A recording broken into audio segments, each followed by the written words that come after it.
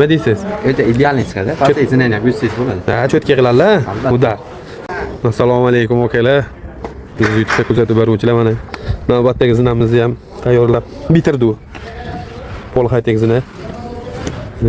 Shagutlar bilan bugun quyamiz. Zakotovkalarni aralashtirishni hozir. Aralashtirib bo'lishsa quyishni boshlaymiz. Mana shagut meni kutib turibdi, aka tushuning deb mana pastga. Bo'ldi. Cho'tkilab qilibdi mana.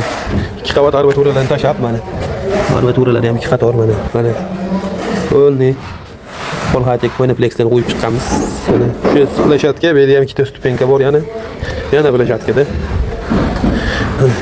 Endi tushib ketaveramiz mana. Bo'ldi, Poneplexdan qo'yilgan. Polxaytek zina. Hop, endi pastga tushamiz mana. Juda chiroyli qilib, pastdan ko'rsatamiz. Bundan tagidan ko'rinishi mana tepaga chiqib ketgan. Mana bunaqa bo'lib chiqadi ko'rinishi mana. Shu ko'rinishda mana figuralari. Tagidan ko'rinishi mana.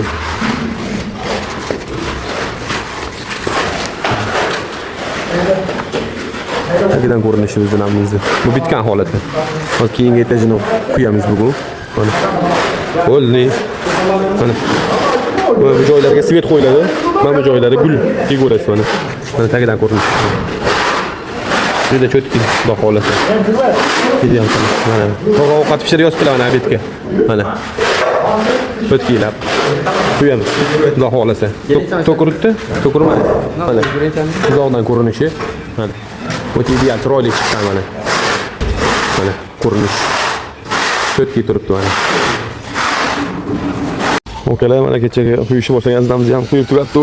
Kecha kechroq qoluvdi video olishga. Split qilmadi mana. Xudo xolasa quyib tugatdi. Cho'tki chiqqan.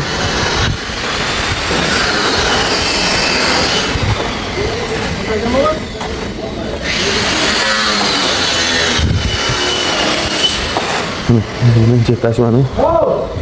Yondan ko'rinishi mana. Mana. Cho'tki xudo xolasa. Kecha quyib tugatganmiz. Bu yerda mana.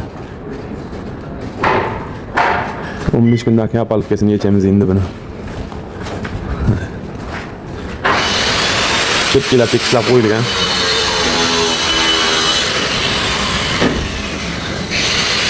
Razmerlari bunaqachasi 15, bunaqachasi 30. Ozgina patsientga bo'lgan pok qo'yilgani uchun, misol uchun 35 cm bo'ladi. Bitgan napalkalarni yechilganda, Poneplexni olib tashlasa 35 cm bo'ladi mana. Shu. Balandligimiz 475. Yerdan tepagacha. Kimga shunaqa xizmatlar kerak bo'lsa, aloqa chiqaverasizlar. Pastga nomerlarni yozib qo'yamiz.